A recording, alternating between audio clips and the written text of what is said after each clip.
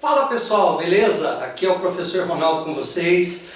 Vamos dar início ao nosso curso de Laboratório de Arquitetura de Computadores e nesse curso nós vamos projetar um microprocessador usando construções em VHDL, usando circuitos em VHDL. E nesse curso vamos desenvolver também alguns periféricos para esse microprocessador, tais como controladores de teclado, controladores de mouse, controlador VGA. E também vamos integrar esses controladores em uma aplicação no final do curso. Então vamos à nossa primeira aula de Laboratório de Arquitetura de Computadores. E nessa primeira aula nós vamos falar sobre a linguagem VHDL e como nós utilizamos essa linguagem para configurar os diversos dispositivos lógico-programáveis. Vamos então começar nosso curso de Laboratório de Arquitetura de Computadores falando sobre linguagem VHDL e hardware reconfigurável. VHDL é uma linguagem de descrição de hardware, tá?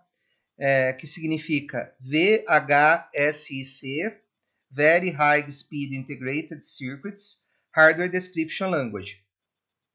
Então, ela é uma sigla composta, tá? Onde a primeira letra aqui significa essa sigla aqui, VHSIC, ok? As linguagens VHDL e Verilog, que são as duas linguagens que tem no mercado aí, que são mais utilizadas para descrever circuitos eletrônicos digitais, elas não são linguagens de programação, elas são linguagens de descrição. Né? O que vem a ser uma linguagem de descrição? É uma linguagem que você usa para descrever um circuito eletrônico. Mas o que vem a ser descrever um circuito eletrônico? Imagine o seguinte, que você tem uma placa, que você tem vários chips, né, vários circuitos integrados nessa placa, vários CIs, e você quer descrever como esses CIs eles estão ligados entre si. Então, uma das formas que você tem para fazer essa descrição é uma descrição visual, que é você desenhar um diagrama esquemático e ligar um chip no outro. Tá? Uma outra forma de você fazer essa descrição é através de uma linguagem de programação, onde através dessa linguagem de programação você vai descrever essas conexões entre os circuitos integrados, entre os chips que estão na sua placa. Tá?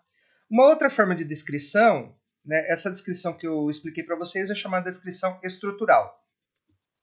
Uma outra forma de descrição é a descrição comportamental. Então, na descrição comportamental, você vai descrever, a partir da linguagem de descrição, qualitativamente como esse dispositivo funciona. Então, você, por exemplo, não vai falar, por exemplo, como esse dispositivo é formado por gates, por transistores, etc., mas você vai dizer como ele se comporta, como ele manipula as entradas que são fornecidas para ele e produzem as saídas. Ok? A VHDL, a linguagem VHDL, começou seu desenvolvimento em 1981. Então, nesse ano, o DARPA, que é o Departamento de Defesa dos Estados Unidos, fez uma reunião, né, reuniu especialistas para discutir requisitos para uma linguagem de descrição de circuitos. Qual que era o objetivo na época? O objetivo era criar documentação para os projetos eletrônicos. Tá? Por quê? Porque os projetos eletrônicos começaram a ficar muito grandes, os esquemáticos começaram a ficar muito grandes, e teve-se a ideia de descrever o hardware existente a partir de linguagens de descrição de hardware. Né? Alguém teve essa ideia. Né? Então, em 1983, esse comitê ele criou um documento, tá? Que foi o I3E 1076. Então, o I3E é o Institute of Electrical and Electronics Engineers, tá? Instituto dos Engenheiros Elétricos e Eletrônicos. Então, cada documento da I3E ele tem um número. Então, o número do documento que define a VHDL é o 1076. Tá? Então, esses requisitos foram definidos, né, em 1987 e criou-se esse documento aqui, I3E 1076-1987. Em 1993, a linguagem passou por uma revisão, tá, e surgiu um novo documento, que é o I3E 1076-1993. A linguagem VHDL foi uma linguagem criada com o objetivo de descrição de hardware. Tá? Então, inicialmente, não se tinha a intenção de utilizar essa linguagem para projeto de hardware, para síntese de hardware, ok? Ou para configuração de dispositivos, como CPLDs e FPGAs. Tá? CPLDs são Complex Programmable Logic Devices e FPGAs são Field Programmable Gate Arrays. Tá? A gente vai falar daqui a pouco sobre esses dispositivos aí para vocês saberem o que eles são. Tá? Então, os primeiros circuitos integrados eles surgiram na década de 1960. Né? E eles tinham poucos transistores, eles tinham cerca de 100 transistores, né? E eram chamados de circuitos de integração em pequena escala, Small Scale Integration, tá? O número de transistores e transistores em cada chip, tá, começou a aumentar, né? Logo surgiram os Medium Scale Integration, os chips com integração em média escala, né?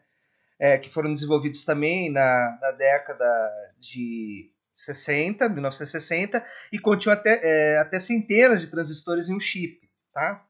Em 1970 surgiram os circuitos de integração em larga escala, Large Scale Integration, que continham milhares de transistores em cada chip. E essa tendência continuou. Se vocês se lembram, né, a lei de Moore diz que a cada ano você tem um aumento aí exponencial do número de chips, do número de poder de processamento dos dispositivos, né? Então isso continuou. Em 1980 você tinha os circuitos em Very Large Scale Integration, tá? Que continham milhões de transistores em um chip. E em 1990 os circuitos integrados com dezenas de milhões de transistores em um chip já eram comuns, tá? Então você teve esse aumento exponencial aí durante as décadas de 60, 70, 80 e 90, tá? Então, além do número de transistores, a velocidade de operação desses dispositivos também aumentou. E aí o pessoal começou a ter problemas, porque como é que você vai fazer um esquemático de um circuito com milhões de transistores, né? Com dezenas de milhões de transistores? E o pessoal teve a ideia, então, de utilizar a linguagem VHDL, né, que era a primeira linguagem de descrição de hardware que surgiu, foi a VHDL, tá? De usar essa linguagem aí para fazer a descrição desses circuitos, tá? Então, essa linguagem, que era uma linguagem utilizada para documentação, ela começou a ser usada como ferramenta de síntese, tá? Então, começou-se a criar ferramentas CAD, né? CAD vem de Computer Aided Design, tá? Projeto auxiliado por computador, em que você fazia a descrição do circuito com VHDL e você gerava aí as máscaras para a fabricação dos circuitos impressos a partir da linguagem VHDL, tá? Então, esses circuitos criados, desenvolvidos aí com VHDL, eram circuitos específicos para aplicação. Então, Application Specific Integrated Circuits. Então, quando você fala, por exemplo, de um microcontrolador, ou de um microprocessador, ou de uma memória, você está falando de Application Specific Integrated Circuits, circuitos integrados específicos para uma determinada aplicação. Tá? Outros exemplos, conversores digitais analógicos, tá? Conversores analógicos digitais, são circuitos específicos para uma determinada aplicação. Tá? Mas também você tinha, na época, os PLDs, que são os Programmable Logic Devices, né? Também conhecidos como PALs, né? Programmable Array Logic. Tá? Os CPLDs, que são os Complex Programmable Logic Devices, e os FPGAs que estavam começando a surgir. Ok? Como que funcionam esses dispositivos? Vamos falar inicialmente dos PALs, tá? Para vocês entenderem como que funcionam os CPLDs e os FPGAs. Tá? Antes de falar dos PALs, vamos falar da mudança de paradigma. Tá?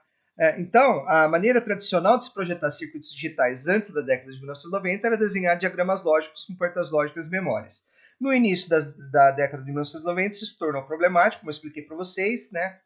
E foram criadas essas ferramentas CAD, tá? Para configurar esses dispositivos lógico-programáveis, que são as PLDs, os CPLDs e os FPGAs. Tá?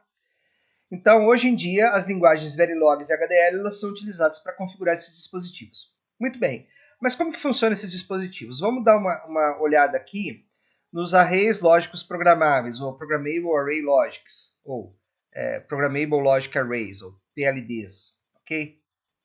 Eu já tive a experiência de programar esse tipo de dispositivo aqui quando eu era estagiário, ok?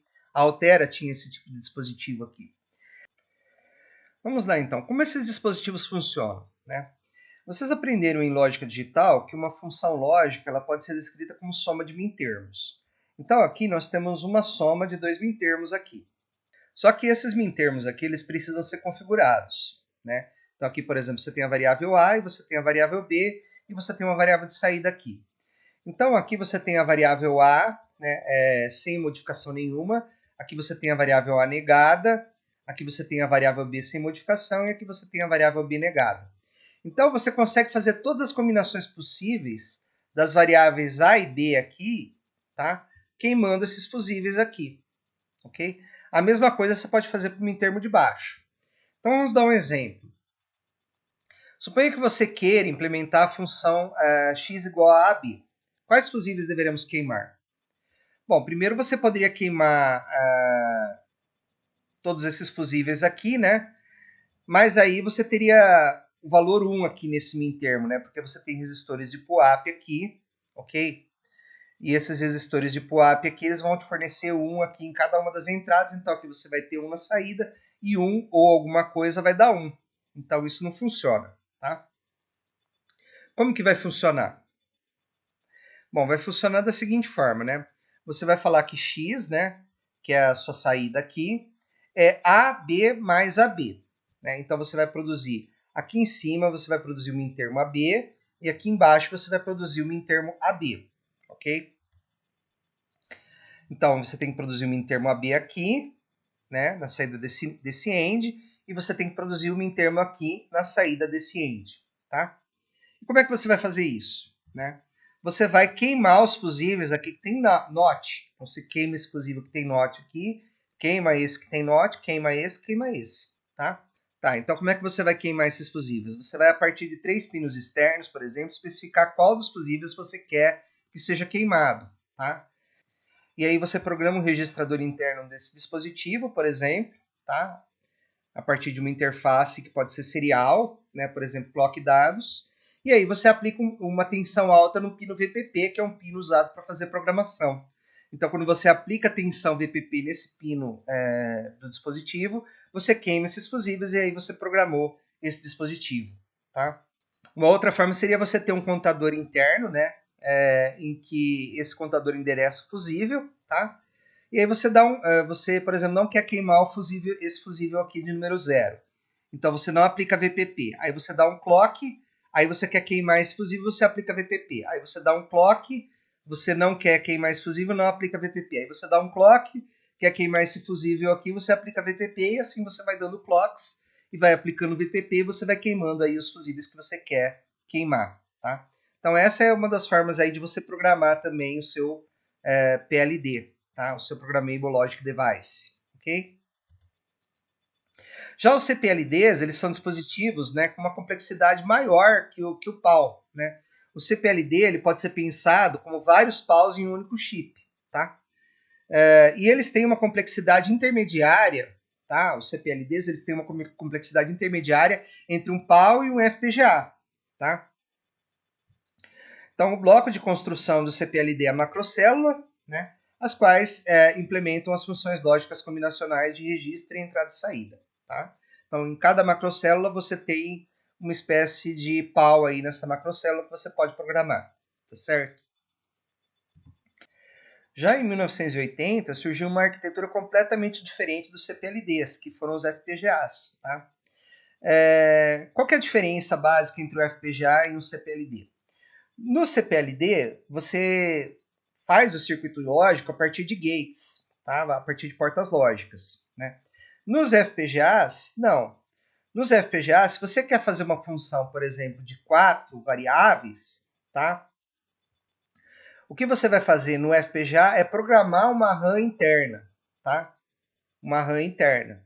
Então, você pode pensar que a concatenação dessas 4 variáveis aqui é o endereço dessa RAM interna, tá? De uma célula do FPGA, que a gente vai falar daqui a pouco, tá? E que essa RAM, ela vai ser programada, nesse endereço 000, ela vai ser programada com bit 1. No endereço 001, a RAM ela vai ser programada com bit 0. Então, veja que cada linha da RAM você tem um bit, tá? E assim por diante. No endereço 002 vai ter 0 e assim por diante. Com isso, você especifica aqui uma função lógica, tá? Porque, como vocês sabem, uma função lógica ela é definida por uma tabela verdade.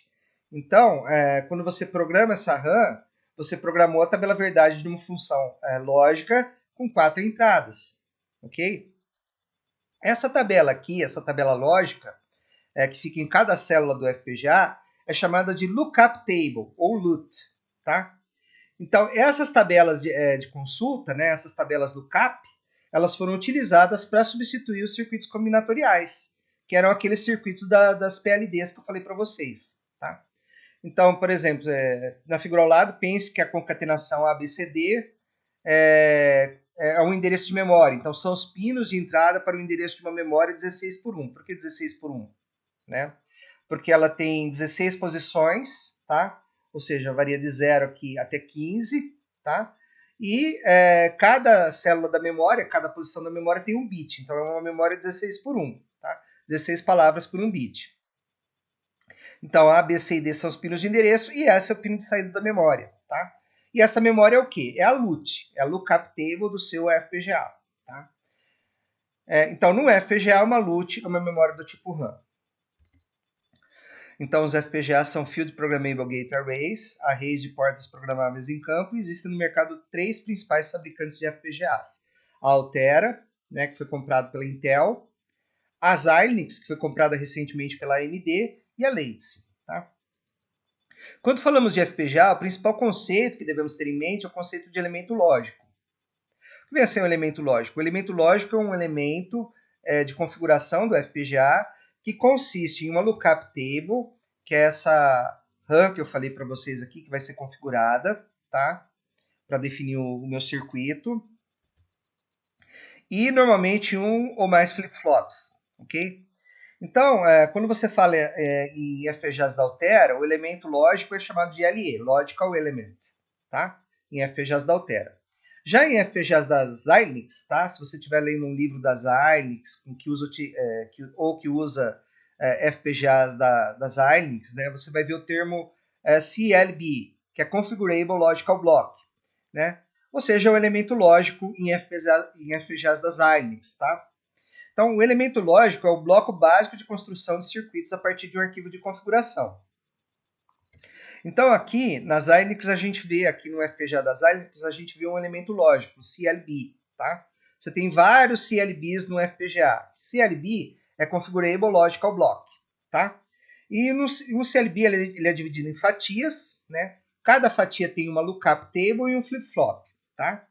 E essa lookup table, junto com esse flip-flop, a partir da configuração que você vai fazer aqui, vai definir um circuito. Tá? Então, você vai ter um circuito definido aqui, um circuito definido aqui, e esses circuitos eles vão se interconectar aqui a partir de barramentos, tá? Que você tem aqui no seu FPGA. E os CLBs eles também vão se interconectar a partir de barramentos.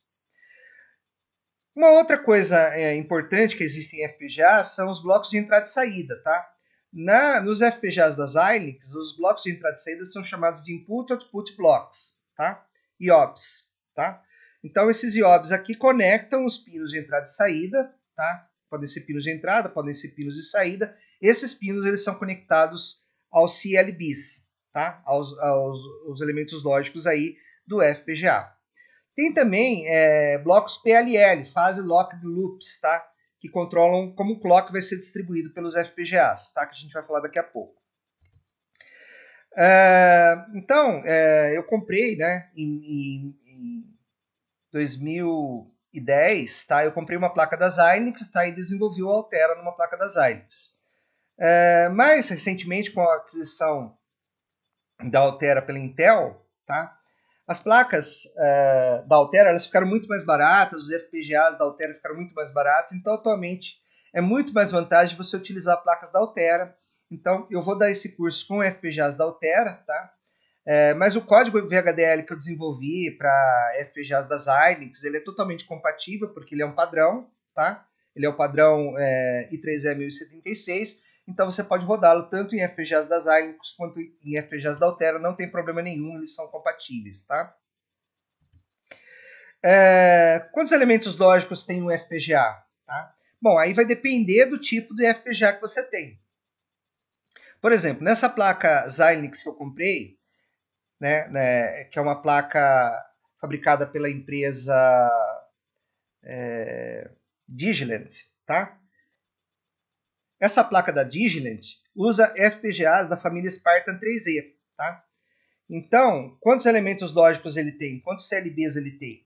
Dentro da família Spartan 3E você tem vários tipos de FPGA. A placa utiliza o FPGA 500S Esse FPGA 500S tem 3.688 CLBs, Configurable Logical Blocks, ou seja, né, ele tem 3.688 elementos lógicos, então dá para fazer muita coisa, dá para configurar muitos circuitos dentro de um mesmo FPGA. Inclusive hoje existe o conceito de System on Chip, SoC, tá? System on Chip, ou seja, um sistema inteiro dentro de um único chip. Tá? Então você pode encontrar por aí distribuições Linux dentro de um FPGA, por exemplo. Tá? E esses FPGAs também têm blocos de RAM, tá? Que você pode usar como memória interna. Né? Então você pode configurar um processador, um microprocessador dentro desse FPGA e você pode configurar uma RAM interna para esse microprocessador usar também dentro de um FPGA. Okay?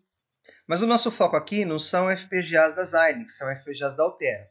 Então aqui nós temos um diagrama de bloco de um FPGA da família Cyclone 2. Né? Então esse EP2 aqui significa que é a família Cyclone 2. Então nós temos esse diagrama de bloco aqui que foi retirado de um datasheet. Então nesse diagrama de bloco aqui nós podemos ver várias coisas aqui nesse FPGA. A primeira delas é o PLL, que é o Phase Locked Loop. Tá? Esse circuito aqui é um circuito para gerar e controlar clock, tá, dentro do FPGA e para distribuir o clock pelos elementos lógicos aqui, ok? Você também tem multiplicadores aqui para fazer operações aritméticas, ok? E você tem o Logic Array, tá? Array lógico. O array lógico ele vai ter dentro dele vários elementos lógicos, tá? Você tem também os Input-Output Elements, que são os elementos de entrada e saída aqui, tá? E os blocos de memória aqui, tá? Então você vê que a arquitetura é um pouquinho diferente da arquitetura das Xilinx, mas ela tem os mesmos elementos que a arquitetura das Xilinx tem, tá? Então os FPGAs da Altera têm os elementos de entrada e saída, Input-Output Elements, que se conectam com os pinos de entrada e saída, e os arranjos lógicos, os Logic Arrays, que contêm os elementos lógicos. E também possui esses circuitos aqui para controle e distribuição do clock, que são circuitos PLL. Então, os elementos lógicos dos FPGAs, eles ficam dentro dos labs, que são Logic Array Blocks. Tá? Então aqui a gente tem um lab, tá? E esse lab aqui ele tem vários elementos lógicos. Então cada um desses retângulozinhos aqui é um elemento lógico. Tá? Cada elemento lógico também vai ter links para elementos lógicos adjacentes e para colunas aqui, ok? Cada elemento lógico, tá, também contém uma tabela de lookup, que é a look, e um flip-flop. Então, nos FPGAs da Altera, né, cada elemento lógico vai ter uma tabela de lookup e um flip-flop. Tá?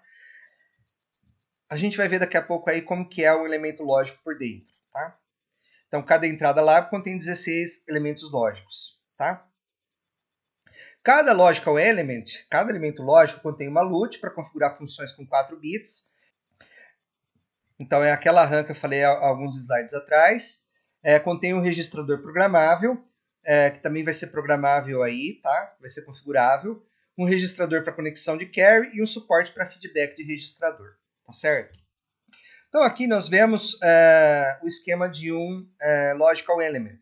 Então, no Logical Element, você tem aqui uma tabela de lookup, você tem aqui uma configuração para o carry in, né, que pode vir de um outro bloco lógico. Tá? Você tem aqui um multiplexador, que também pode ser configurado aqui. Tá? Você tem aqui um flip-flop. Tá? Esse flip-flop você pode, inclusive, realimentar, tá? Para cá. Né? A saída dele aqui você pode realimentar. Ok? Por que você faria a realimentação? Para você criar, por exemplo, circuitos sequenciais. Ok? A placa que nós vamos utilizar aqui para configurar e implementar o nosso processador, no caso vai ser o Neander, tá? Vai ser essa placa aqui, a placa Altera D280, que é fabricada pela empresa TeraSiC, ok?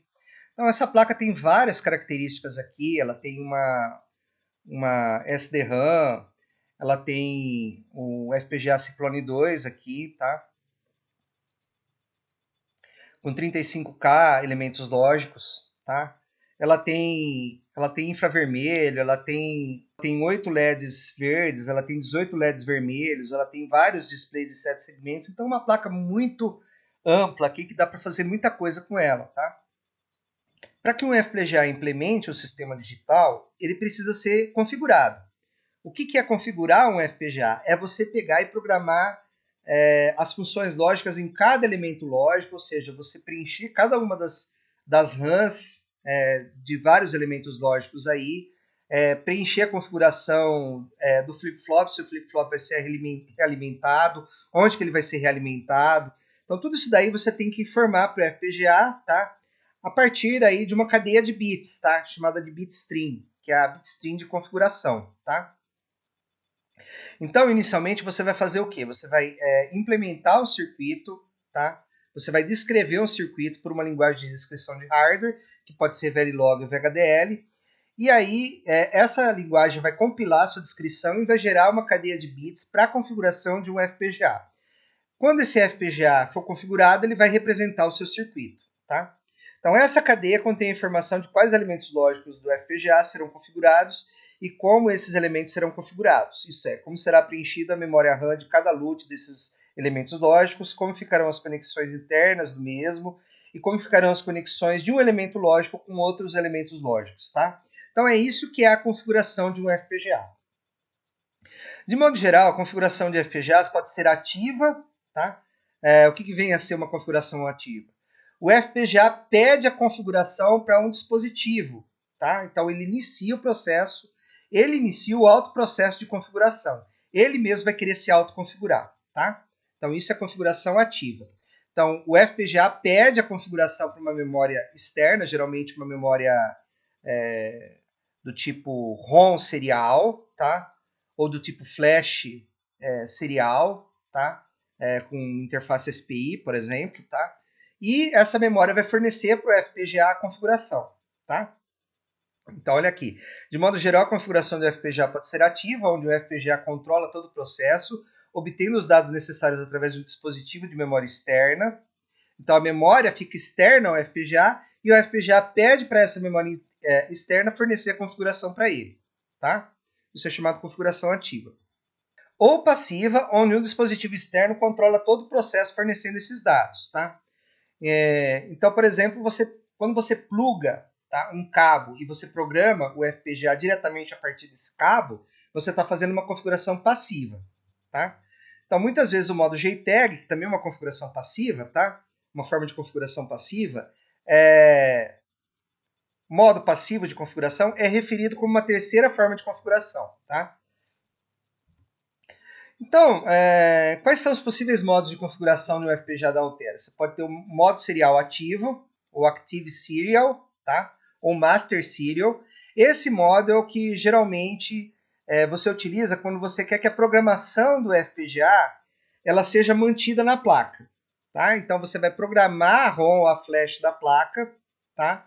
E aí quando você ligar a placa, o FPGA vai pedir para essa ROM ou para essa flash a configuração dele. E aí ele vai se auto-iniciar e aí ele vai virar um controlador aí, tá? E aí você não precisa mais programar o FPGA, ou seja, você gravou a configuração numa ROM ou numa flash, e aí quando o FPGA iniciou, quando você ligou a placa, tá? O FPGA iniciou, ele pediu a configuração para essa ROM ou para essa flash, ele se auto-configurou e acabou o processo, tá? Você pode ter o Active Parallel, tá? Que é a mesma coisa que o Active Serial, ou seja, o FPGA vai pedir para uma memória a configuração dele, só que essa memória é uma memória paralela, tá? Então essa é a diferença do Active Serial para o Active Parallel. O Passive Serial, tá? É quando você usa um cabo para programar o FPGA, tá? Ou você usa um microcontrolador ou uma interface Ethernet para programar o FPGA, tá? Você tem o Passive Parallel, Fast Passive Parallel, esses modos geralmente não são usados aí na prática, eu não vi até hoje dispositivos da Altera usando esses modos, mas eles são possíveis.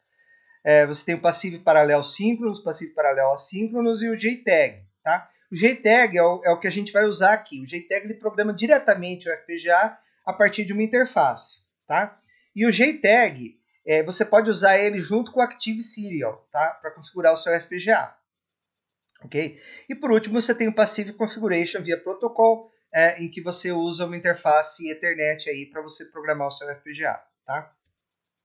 Quais são os modos utilizados na prática? Os modos utilizados na prática, em placas da Altera, tá? Que eu vou mostrar para vocês daqui a pouco, são o Active Serial e o JTAG, tá? Tem um trabalho aí, que eu vou deixar o link na descrição, em que o cara faz uma placa baseada em FPGA e ele implementa esses dois modos aqui, tá? Então, quem tiver curiosidade aí em fabricar placas desse tipo, aí, ou saber como elas são configuradas, vai ter um link na descrição aí do trabalho, tá? O modo JTAG pode ser combinado com o modo AS, tá? Então, geralmente, você quando compra placas comerciais, né, como essa placa DE2 que eu tenho aí, ou como as outras placas que eu vou mostrar para vocês, elas usam esses dois modos de forma combinada, tá? Então, no modo JTAG, o dispositivo é configurado a partir de uma conexão externa, tá? O protocolo JTAG ele não serve só para programar FPGAs, tá, pessoal? O protocolo JTAG ele pode ser utilizado para programar, por exemplo, memórias, ele pode ser utilizado para programar microprocessadores, tá? Ele é um modo padrão, tá? JTAG significa Joint Test Action Group, tá? Ele é um padrão para programação de dispositivos, tá? Incluindo aí o FPGA. Então, no modo Active Serial, o FPGA ao ser ligado lê a configuração de uma memória ROM ou flash com interface SPI. Então, aqui nós temos como um conector JTAG, ele está ligado no FPGA. Então, aqui nós temos o conector JTAG, tá? Eu vou mostrar para vocês esse conector na placa. E esse conector aqui está ligado nos pinos TDI, TMS, TDO e TCK do seu FPGA, ok? Veja que nesse caso aqui você tem o MCell, né, que são os bits que você liga aí para informar que tipo de configuração você vai usar para o seu FPGA, eles estão desligados, tá? E você não está usando o pino data e clock. Então, esse modo de configuração JTAG, tá? Ele pode ser utilizado junto com a configuração AS, porque ele utiliza pinos diferentes do FPGA, tá? Então, o modo de configuração Active Serial, onde o FPGA vai pedir para a memória externa aqui a ele a sua configuração, tá? Ele vai pedir a configuração dele para essa memória externa aqui. Ele vai usar os pinos data 0, declock, NCOCO e ASDO, ok? Então, esses são basicamente os dois modos que nós usamos aí para configurar um FPGA para que ele implemente o sistema digital aí que nós queremos, tá? Após a compilação final de um projeto VHDL, utilizando o software Quartus 2 da Altera, que também nós vamos discutir nessa aula, vários arquivos de configuração de um FPGA são gerados, entre eles as bitstrings, né, que são as cadeias de bits aí, né, que você vai usar para configurar ou a memória externa ao FPGA ou o próprio FPGA, tá? Essas bitstrings são as bitstrings POF e SOF, tá? O formato SOFT significa SRAM Object File, tá? É um arquivo de dados de configuração utilizado durante uma configuração JTAG ou passivo serial, ou serial passiva, tá? Quando o fluxo de dados é enviado para o FPGA por um cabo de download, tá? Já o formato POF, que é Programmable Object File, é um objeto utilizado para programar CPLDs e outros dispositivos de configuração, inclusive a memória externa, tá? A ROM ou a flash SPI, que o FPGA ele vai usar para carregar a configuração dele quando ele for ligado no modo Active Serial, tá? Então, por exemplo, se você quer utilizar um FPGA num projeto, é lógico que você não vai ficar programando ele toda hora, tá? O que você vai fazer? Você vai programar a memória ROM ou flash e vai setar o modo Active Serial nesse dispositivo para que quando ele liga, ele se autoconfigure e ele controle aí a sua placa, o seu sistema digital aí que você está projetando utilizando o FPGA, ok? Então, nos exemplos que a gente vai utilizar aqui, a gente vai utilizar o formato SOF. O formato SOF é aquele que você usa para programar o FPGA a partir da interface JTAG. E o formato SOF é interessante porque quando você está fazendo testes, muitas vezes você fica modificando o seu código VHDL, tá? Então, você vai gerar vários arquivos SOF, tá? Então, não é um arquivo pronto para você já programar a memória no modo ativo, serial, tá? Então, você vai usar esse modo SOF aqui enquanto você estiver desenvolvendo, tá? Quando você terminou o desenvolvimento e você vai para a produção, você vai colocar o dispositivo para funcionar na prática, você vai programar a ROM, tá? A ROM externa ao FPGA, e aí você vai utilizar o formato POF, ok? Então aqui nós temos a nossa placa D2, tá? Nós temos nós temos essa chave aqui em que você vai selecionar um modo de programação, tá? Se vai ser JTAG ou Active Serial, tá? E os dispositivos de programação nessa placa aqui, elas estão na própria placa. Existem placas que contêm a interface JTAG e a interface AES, mas os dispositivos de programação, os dispositivos que vão fazer a comunicação serial e vão programar o FPGA ou a ROM ou a flash, tá? Eles não estão contidos na placa, eles estão num programador chamado USB Blaster. Tá? Vou falar aqui um pouquinho para vocês das minhas placas FPGAs. A primeira placa FPGA que eu comprei, ela já está bastante velha, né? Vocês podem ver aqui. Essa placa é uma placa da empresa Digilent, né? Vocês podem ver aqui, chamada placa Nexus 2, e ela utiliza um FPGA da Xilinx da família Spartan 3E. Então vocês podem ver aqui, nós temos a placa e aqui nós temos um conector USB para fazer a programação dela. Como vocês podem observar, ela vem numa embalagem anti-estática e aqui nós temos o FPGA dessa placa. Vocês podem ver aqui um FPGA Xilinx, família Spartan 3E, 500S, ok? Então essa placa aqui ela permite várias coisas. Ela permite, por exemplo, você configurar um controlador serial, um controlador VGA, um controlador PS2. Ela também tem botões e chaves e ela tem displays de 7 segmentos aqui, ok? Então essa foi a minha primeira placa. Porém, essa primeira placa ela tinha algumas limitações. Ela não tinha, por exemplo, a capacidade de desenvolver um computador todo nela, né? Então eu resolvi comprei pelo Mercado Livre essa placa aqui, que foi a placa DE2 da Altera, DE280, tá? Com FPGA da família Cyclone 2. Vocês podem observar aqui, Cyclone 2, tá? Essa placa aqui, ela é uma placa que tem muito mais funcionalidades. Ela vem com uma fonte, né? Uma fonte aqui de 12 volts, tá? Com um cabo de programação, um cabo, vocês podem ver aqui USB, normal, simples, tá? E ela tem muito mais circuitos aqui, muito mais interfaces, né? Então vocês podem observar aqui que essa placa ela tem vários displays de 7 segmentos, muito mais chaves, vários botões de apertar igual a outra. Tem também um conector IDE aqui, você pode ligar um disco rígido.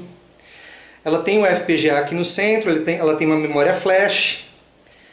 E ela tem muitos outros acessórios aqui, né? Ela tem esse conector aqui que você pode ligar uma saída de vídeo.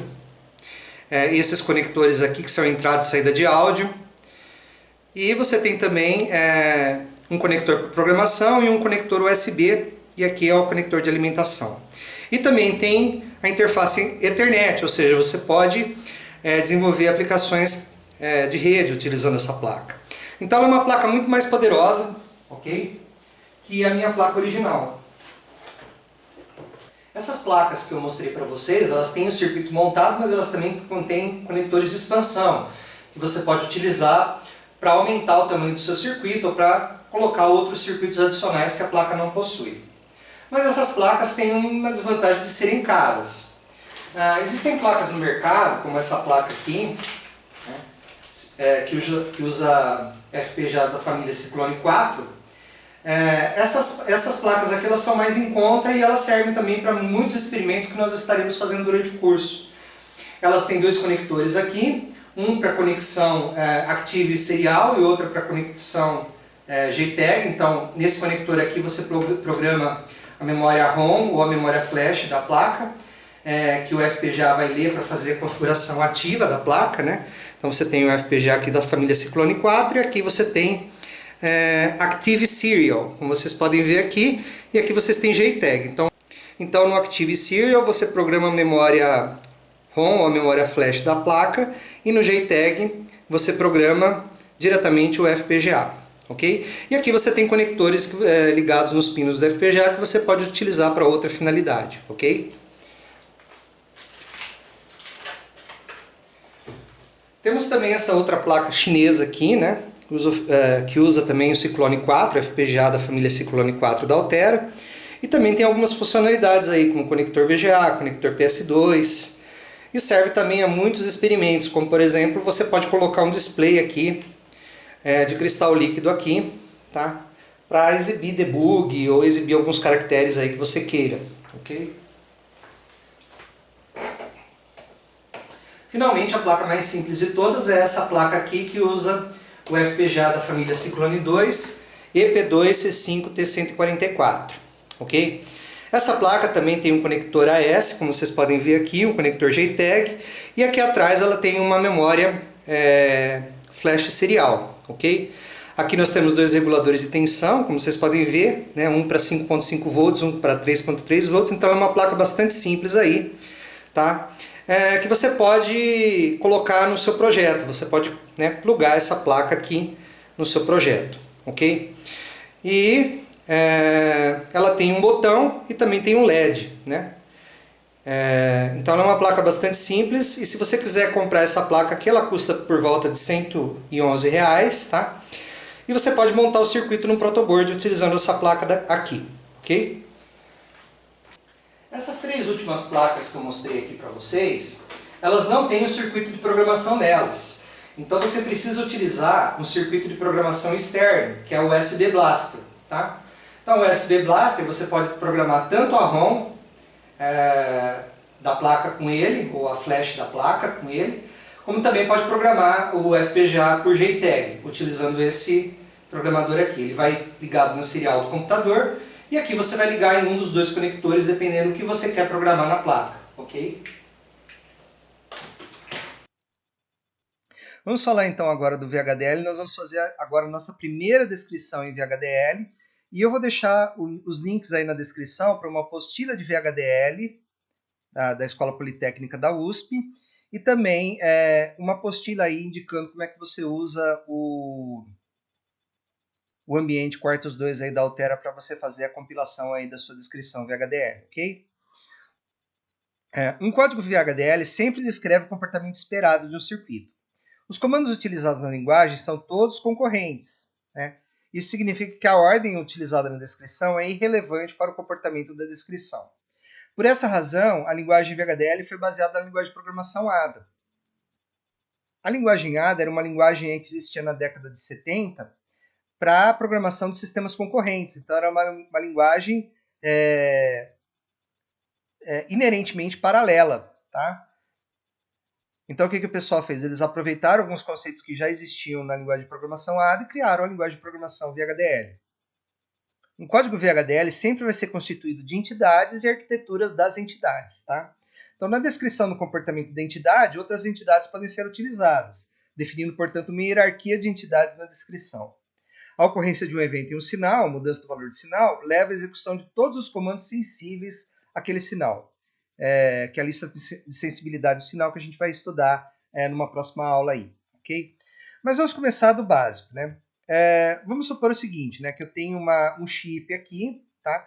Esse chip aqui ele pode ser pensado como uma caixa preta, tá? Esse chip ele tem duas entradas aqui, A e B, e ele tem aqui 6 saídas, né? A saída AND gate, que vai ser o resultado da operação AND entre A e B, a saída NAND gate, que vai ser o NAND, e assim por diante, tá? E aqui nós temos o diagrama interno desse circuito aqui. Nós queremos descrever esse circuito aqui utilizando a linguagem VHDL. Como que nós vamos fazer isso? Tá? Primeiramente, nós vamos descrever as portas da entidade. Tá? Então, nós temos 2 bits aqui de entrada e 6 bits de saída. E esses bits eles vão compor o que a gente chama de porta da entidade. A entidade, internamente, ela vai ser descrita pela arquitetura. Tá? A arquitetura, como eu disse para vocês, ela pode ser uma arquitetura estrutural, onde eu vou dizer os elementos que existem dentro da entidade e como eles estão interconectados, tá? Ou pode ser uma arquitetura comportamental, em que eu vou descrever qualitativamente a minha entidade. Aqui, no caso, vai ser uma arquitetura estrutural, que eu vou mostrar para vocês, tá? Então, aqui nós temos a nossa entidade, que a gente vai chamar de Gates2, tá? Essa entidade ela tem os pinos de entrada e saída aqui, que vão ser descritos pela declaração port, tá? Então, os pinos de entrada e saída são A, do tipo IN, tá? B, do tipo IN, AND gate do tipo OUT, NAND do tipo OUT e os demais do tipo OUT, tá? Esse standard logic aqui é um tipo definido nesse pacote aqui. Eu vou falar sobre ele daqui a pouco, tá? Então aqui nós temos a porta da entidade e aqui nós temos a arquitetura da entidade que vai descrever o comportamento da minha entidade, tá? Então o AND gate ele vai receber esse símbolo aqui é o símbolo de atribuição ou de recebimento, mas ele é um símbolo concorrente, tá? Ele é um símbolo concorrente. Então todos esses comandos aqui do VHDL, eles vão ser executados, né, entre aspas, né, porque isso é uma descrição, ao mesmo tempo, tá? Então tudo isso daqui vai acontecer ao mesmo tempo. Então ao mesmo tempo o AND gate vai receber B AND A, NAND gate vai receber NOT B AND A, tá? Então é exatamente da mesma forma que acontece no circuito eletrônico, tudo acontece ao mesmo tempo, tá? E os caracteres aqui no início, tá, indicam o quê? Um comentário. Então vamos começar do início, né? Você tem aqui uma biblioteca, que é a biblioteca 3E, e nessa biblioteca nós temos um pacote, tá? Então a biblioteca é um conjunto de pacotes em VHDL. Nós vamos utilizar o pacote Standard Logic 1164.al, ok? Então esse daqui é um pacote padrão, ok? Nesse pacote aqui nós temos a definição do símbolo Standard Logic, tá? Então a linguagem VHDL ela tem um pacote padrão, né? Esse pacote padrão você não precisa incluir usando o library, porque ele é o pacote padrão, né? Então no pacote padrão você tem alguns tipos pré-definidos, como o tipo bit e os tipos arrays, tá? Que vão compor vetores de bits aí, tá? Então esses tipos fazem parte do pacote padrão. Porém, esse tipo de dado, por exemplo, o tipo de dado bit, tá? Ele não cobre todas as situações, por exemplo, como circuito aberto, por exemplo, valores não inicializados, variáveis e itens nos circuitos que não estão conectados eletricamente ou que estão desconectados eletricamente. Desconectado eletricamente a gente quer dizer no estado de alta impedância, tá? Então, esse tipo aqui, Standard Logic, cobre esses gaps, essas lacunas, tá?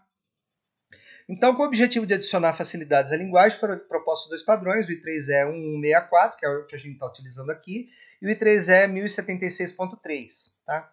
O primeiro define o Standard Logic. Tá? Então, o primeiro pacote é o Standard Logic e você tem os pacotes Numeric Standard e Numeric Bit.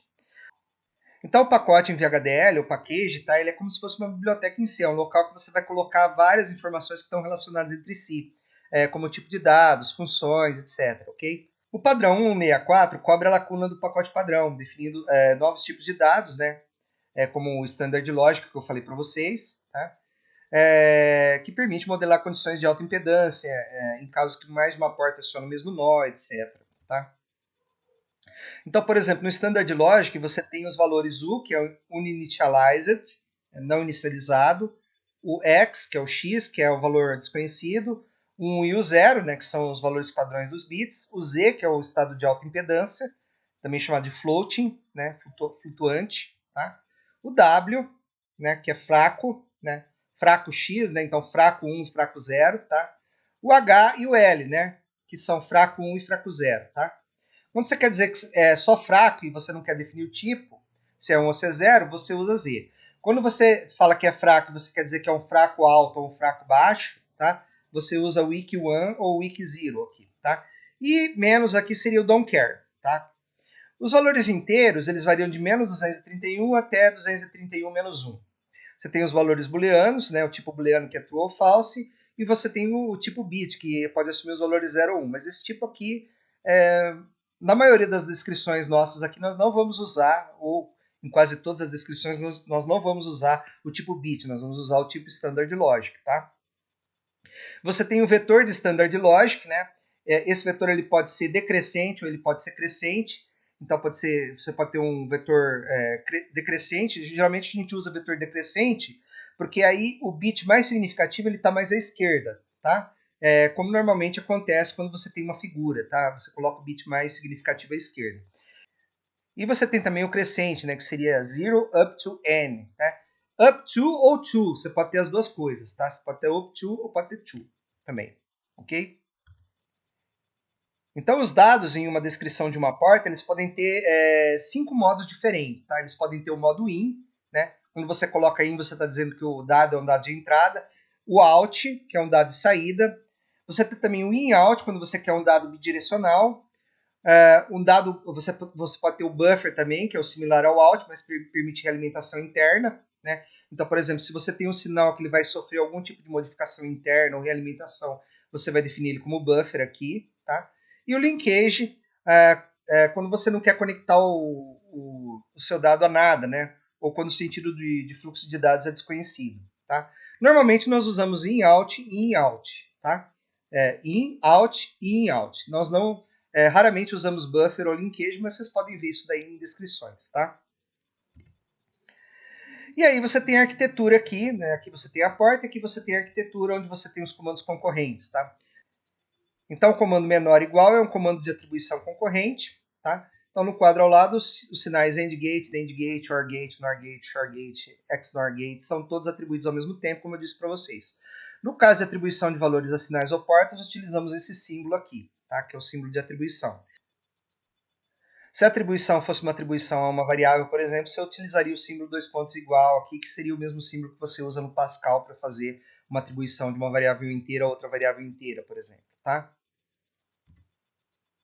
Uma outra coisa que eu não falei é que a linguagem VHDL é case insensitive, tá? Então não importa se você utiliza aí maiúsculas ou minúsculas, tá? Isso daí não faz diferença para a linguagem, tá? Em VHDL você tem um outro operador, que é esse operador aqui, que é igual maior, tá? Esse operador igual maior é utilizado em VHDL para conectar um item de uma porta com outra porta, né? Uma porta com um sinal ou dois sinais entre si. Tá? Sinal eu vou explicar para vocês numa outra aula. Sinal é quando você tem um fio, tá? Que ele não é um item de uma porta, né? Você tem que criar um fio, você tem que criar uma conexão para ligar dois nós de um circuito, né? Dois pontos de um circuito. Aí você tem que você tem que usar um fio, então você vai usar o signal, tá? Eu vou explicar isso daí em outra aula. Então esse operador também ele é usado para conectar o sinal a uma porta ou dois sinais entre si ou duas portas entre si, tá? Então esse operador é usado para isso. Então, por exemplo, você tem uma entidade aqui, tá? Essa entidade aqui, ela tem uma subentidade aqui, uma entidade aqui que a gente está chamando de U1, tá? Essa entidade 1 é do tipo Gates2, que é a entidade que a gente criou anteriormente, tá? Então, anteriormente nós criamos essa entidade aqui, Gates2. Essa entidade aqui vai ficar em um arquivo separado, tá? Igual Java.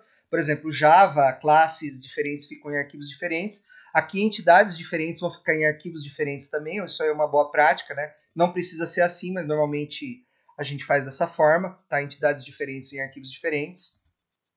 E aqui nós vamos criar uma outra entidade, que vai ser uma entidade de mais alto nível, uma top level entity aqui, tá? Essa top level vai ter uma subentidade aqui, que vai compor essa entidade, que vai ser utilizada para compor essa entidade, que vai ser do tipo Gates2, tá? E a gente tem que conectar as portas da entidade de mais alto nível com as portas dessa entidade de mais baixo nível aqui, né, dessa subentidade aqui. Para a gente conectar as portas de uma entidade com as portas de outra entidade, a gente utiliza a construção port map, tá? Então, para a entidade 1 do tipo Gates2, o item A da porta vai se conectar a SW1. Veja que esse W aqui é um vetor, ele tem a posição 0 aqui e a posição 1 aqui, tá? Esse SW está no circuito real, ele vai ser mapeado para as chaves aí da nossa placa, tá? SW quer dizer switch, tá? Switch chave, tá? A AND gate vai ser conectado ao LED 5. Veja que LED também é um array, tá? LED tem o elemento 0 aqui, o elemento 1 aqui, o elemento 2. Cada elemento de LED é um LED da nossa placa, vai ser um LED da nossa placa, tá? Então, a AND gate, aqui, o item AND gate aqui da porta dessa entidade de mais baixo nível aqui, vai ser conectado a LED 5, na AND gate a LED 4, assim por diante, tá? Note que, nesse exemplo, os elementos das portas de entrada e saída das duas entidades são conectados diretamente sem a necessidade de um fio intermediário, sinal. Então, aqui nós não usamos sinal, tá?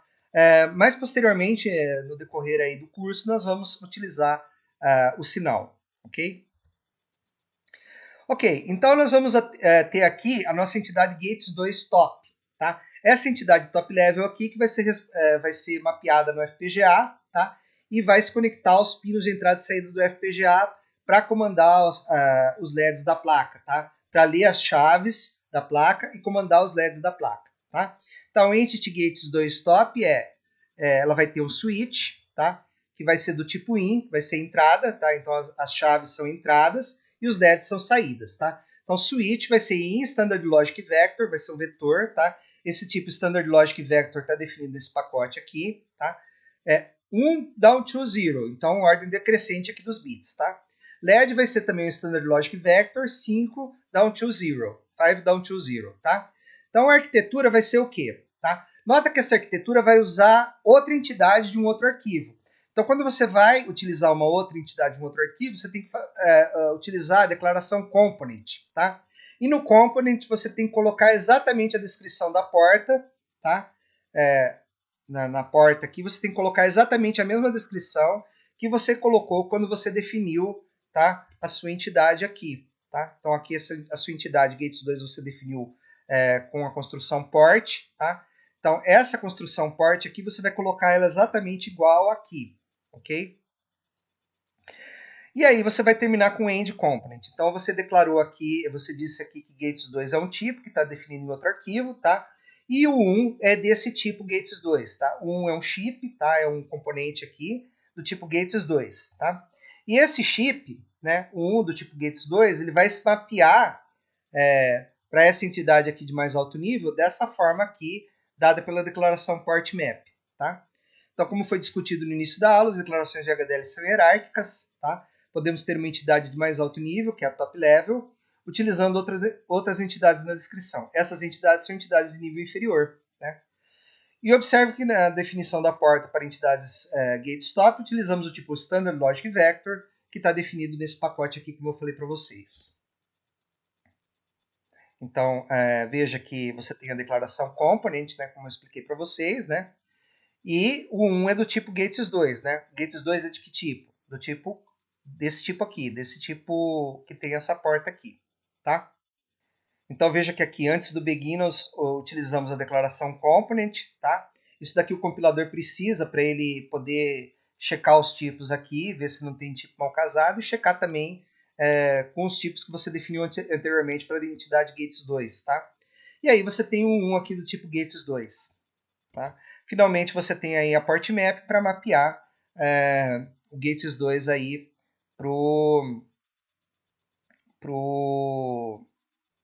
para a entidade de mais alto nível, ok? A VHDL ela tem muitas outras características que nós não vamos estar falando aqui nessa aula, tá? Mas à medida que os exemplos forem aparecendo e os códigos forem ficando mais complexos, nós vamos estar falando dessas outras características, tá? Uma dessas características a gente já falou, que foi suporte a bibliotecas. Então o usuário ele pode definir novos tipos de dados e funções e colocar esses novos tipos de dados e funções em uma biblioteca sua, tá? E você tem também bibliotecas pré-definidas pela linguagem, tá? A biblioteca ela é um conjunto de pacotes, tá? Então numa biblioteca você pode ter vários pacotes aí e você pode utilizar esses pacotes depois. A linguagem, tá? Ela apesar de inerentemente concorrente, ela também permite o uso de comandos sequenciais, tá? Geralmente esses comandos sequenciais, quando eles aparecem, eles ficam dentro da instrução process, tá? Que eu vou falar numa próxima aula para vocês. Então o usuário ele pode escrever o hardware a partir de comandos sequenciais, assim como em linguagem de programação. Então você tem também comandos if else, while, case, tá? E esses comandos eles estão transformados em hardware, né? Então você fala assim, mas esses comandos aí eles são software, como é que eles são transformados em hardware? É porque hardware e software eles são logicamente equivalentes. Tudo que você faz em software, você também consegue fazer em hardware, ok? Você tem também a possibilidade de fazer um projeto genérico, né? Ou seja, você faz, por exemplo, um processador com 8 bits, mas aí você quer que esse processador opere em 16 bits, né? Quando você faz ele em 8 bits, você pode definir uma constante 8, tá? E depois você pode trocar essa constante. Então você tem uma construção, né? Além do port map, você tem a construção generic map, tá?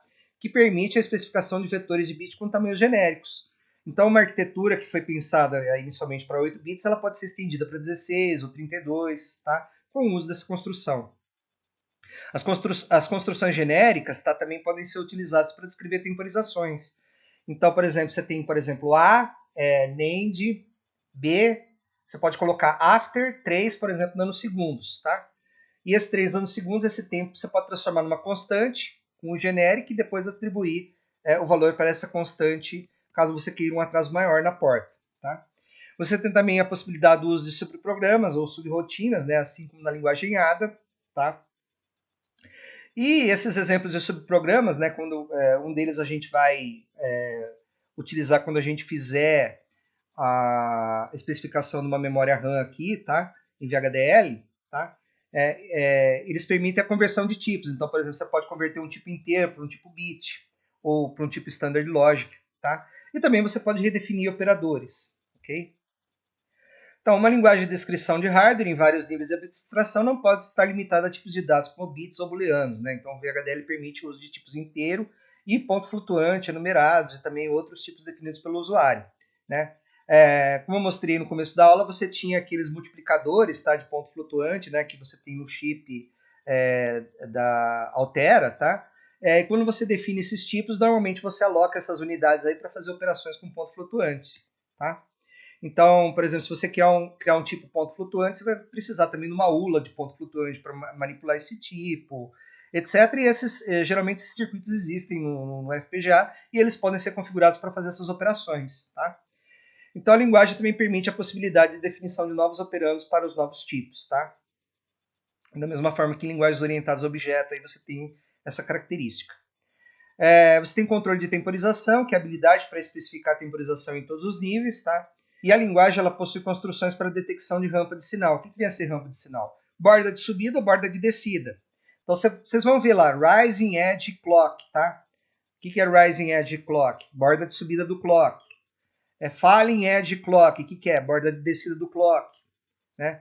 Clock Event, tá? Clock Event, evento de clock, tá? Então você tem essas possibilidades aí. E a linguagem, ela é independente da tecnologia. Então, a linguagem VHDL ela pode ser utilizada tanto para programação de dispositivos, configuração de dispositivos, no caso, né, FPGAs, PLDs, mas ela também pode ser utilizada para confecção de circuitos integrados, né? Como circuitos integrados específicos para aplicação, os ASICs, tá? Então você pode ir direto do VHDL para geração de máscaras para fabricação de circuitos impressos, né? Por isso que o VHDL também é chamado compilador de silício, tá? O compilador VHDL é também chamado de Silicon Compiler, compilador de silício, porque ele permite você gerar, em alguns CADs, tá? Ele permite você gerar essas máscaras para fabricação de circuitos impressos. Então, a linguagem VHDL ela foi criada inicialmente com o objetivo apenas de descrever um hardware existente e não como ferramenta de projeto e criação, ou seja, como ferramenta de síntese, tá? Por isso, nem todas as construções que existem na linguagem podem resultar na criação ou configuração do circuito real. Então, um exemplo disso, clássico, tá? Por exemplo, do ponto de vista de um simulador VHDL, você pode ter uma descrição que pode ser simulada com sucesso. Entretanto, quando você vai sintetizar, tá, isso não é possível de ser sintetizado. Porque, por exemplo, o dispositivo que você descreveu, ele não existe no mundo físico. Tá? Então, por exemplo, vamos supor que você quer um dispositivo que ele seja sensível tanto à borda de subida quanto à borda de descida do clock. Tá? Então, esse dispositivo você pode especificar em VHDL, mas ele não existe no mundo físico. Tá? Então, essa descrição ela não pode ser sintetizada, ela não vai ser possível de ser sintetizada no circuito real. Tá? Uma multiplicação de dois valores reais é permitida pela linguagem, mas na prática seria necessário uma unidade de multiplicação de ponto flutuante, que é certamente muito complexo. Então, se em seu FPGA você não tiver essa unidade de multiplicação, você não vai conseguir sintetizar esse código. Tá? Você não vai conseguir transformar esse código no circuito. Então, uma descrição VHDL, ao ser compilada, gera uma cadeia de bits, bitstring, que é utilizada para programar um dispositivo com um hardware reconfigurável, como nós vimos no início da aula. Existem dois tipos de dispositivos, como os CPLDs e os FPGAs, e normalmente o fluxo de desenvolvimento segue esse fluxo que nós estamos mostrando aqui na figura para vocês. Então, inicialmente são levantados os requisitos que um chip deve possuir, em seguida você faz o código VHDL para descrever esse chip, aí você compila esse código VHDL, quando você está compilando, entra em ação as ferramentas de síntese, tá? Então, aqui você tem códigos, tá? Então, esses em amarelinho aqui são códigos, tá? E aqui você tem as ferramentas, tá? Você tem essas ferramentas aqui. Então, quando você compila um código VHDL, você está executando a ferramenta de síntese de hardware. Essa síntese vai gerar um circuito, geralmente de nível mais baixo, né, de nível lógico mais baixo, onde você tem nesse circuito portas lógicas, registradores, flip-flops, etc. Tá? Esse circuito ele pode ser simulado, né? Assim como a descrição inicial do VHDL ele pode ser simulado, tá? E depois, essas portas lógicas elas precisam ser mapeadas para a tecnologia existente, que vai ser o CPLD ou o FPGA. Tá? Então você tem uma ferramenta que vai fazer esse mapeamento, que é a ferramenta de roteamento e posicionamento. E após você ter o circuito roteado e posicionado, você vai ter um modelo de temporização que vai depender do dispositivo e da tecnologia utilizada. Tá? Esse modelo de temporização ele também pode ser simulado. Tá? Quando você termina o roteamento e posicionamento, você vê que o seu modelo de temporização ele está ok, você pode implementar, tá, o seu circuito em um circuito específico de aplicação ou em um FPGA. Tá? Então, a ferramenta de síntese infere as estruturas necessárias a um circuito para que ele corresponda à descrição dada e gera esse circuito a nível de portas lógicas. O resultado dessa etapa é o netlist. O que é netlist? Uma lista de ligação entre as portas lógicas. Tá? Ou seja, uma lista de ligações entre os diversos componentes do circuito gerado. Podem ser portas lógicas, flip-flops, etc. Essa netlist é utilizada pela ferramenta Place and Route, posicionamento e roteamento. E essa ferramenta ela vai fazer o que a gente falou, mapeamento tecnológico das ligações dos seus elementos lógicos com os itens do FPGA, os lookup tables, tá? Os flip-flops dos elementos lógicos do FPGA. Tá? Ou seja, né, vai fazer o mapeamento dos seus flip-flops e suas portas lógicas para os componentes do dispositivo físico, que são os elementos lógicos, de acordo com a tecnologia empregada pelo mesmo. Então, se for FPGA, vão ser elementos lógicos. Okay? A ferramenta de síntese gera uma descrição RTL. RTL vem de Register Transfer Language, tá? Do circuito a ser sintetizado. Essa descrição especifica como o fluxo de dados vai se comportar ao longo da descrição de um elemento para o outro. Como os sinais eles vão fluir eletronicamente dentro do FPGA. Tá? Os elementos nesse nível de detalhes são registradores, somadores, subtratores, portas lógicas. Tá? Então essa descrição RTL não está atrelada ainda a nenhuma tecnologia. Né? E aí a próxima etapa vai ser atrelar essa descrição RTL a uma tecnologia. Tá? Então, essa etapa pode otimizar o custo ou a velocidade, mas não ambos. O resultado dessa etapa geralmente é um arquivo EDIF, tá? Que é Electronic Device Exchange Format. E alguns sintetizadores podem gerar também um arquivo com as temporizações. Né? Então, como que funciona isso? Né? Inicialmente, você tem uma entidade aqui em VHDL, com uma arquitetura. Você vai compilar, vai fazer uma primeira compilação e produzir um nível RTL, que é Register Transfer Language. O resultado dessa compilação do nível RTL vai ser uma descrição da sua entidade utilizando componentes genéricos. Então, por exemplo, aqui nós estamos utilizando um somador genérico aqui. Esse somador, ele é um somador, por ser genérico, ele não está atrelado a nenhuma tecnologia, ok? E aí, esse nível RTL, esse nível de descrição aqui, onde foram selecionados elementos genéricos para compor o funcionamento do seu circuito, tá? Ele vai ser compilado novamente e você vai ter aí uma descrição em nível de portas lógicas. Tá? E geralmente essa descrição já é mais fácil de ser mapeada para elementos lógicos. Então você pode ver aqui que o compilador ele já atribuiu, por exemplo, esse bloco aqui a uma lookup table. Né? Então ele chamou aqui de F2 lookup table. Né? Ele também mapeou esse bloco aqui para uma outra lookup table. Tá? Ele mapeou esse bloco aqui para um controlador de carry, tá? Esse aqui também foi mapeado para um controlador de carry. E aqui você tem o resultado, tá? Da soma. Então, desse nível aqui para esse nível aqui, você teve a diminuição da abstração. Aqui você tinha uma abstração maior, aqui você tinha uma abstração maior ainda, e essa abstração ela foi sendo reduzida até que você vai fazer o mapeamento disso daqui para o seu FPGA, ok? Na etapa de posicionamento e roteamento. Então, na etapa de posicionamento e roteamento, você vai pegar essa descrição a nível de portas lógicas aqui e vai mapear para o seu FPGA. Então, cada subcircuito vai ser mapeado em uma célula ou conjunto de células lógicas do dispositivo. Essas células lógicas elas são elementos de memória RAM. Tá? Então, elas vão ser configuradas. Tá? Então, quando você desliga o dispositivo, essa configuração some. Né? Mas quando você liga o dispositivo de novo, se ele estiver no modo ativo serial, ele vai puxar essa configuração da sua memória flash serial ou da sua memória ROM serial e vai se reconfigurar novamente, então esse circuito vai ser definido novamente, tá? A última etapa, tá, da compilação VHDL é justamente esse arquivo de configuração que você vai gravar aí ou no FPGA, a partir da interface JTAG, ou na memória flash ou ROM serial aí com o protocolo STI, tá? Que você vai programar para que quando o FPGA na configuração ativa ele inicie, ele carregue essa configuração para dentro dele e funcione aí controlando o seu circuito, tá? Então, esse arquivo de configuração, como a gente disse no início da aula, pode ser POF ou SOF, tá? E você vai utilizar para fazer a configuração do seu dispositivo, tá? Então, essa foi a nossa aula, tá? Nossa primeira aula aí de VHDL e dispositivos lógicos programáveis, tá? Se você tiver alguma dúvida aí, deixa nos comentários, tá?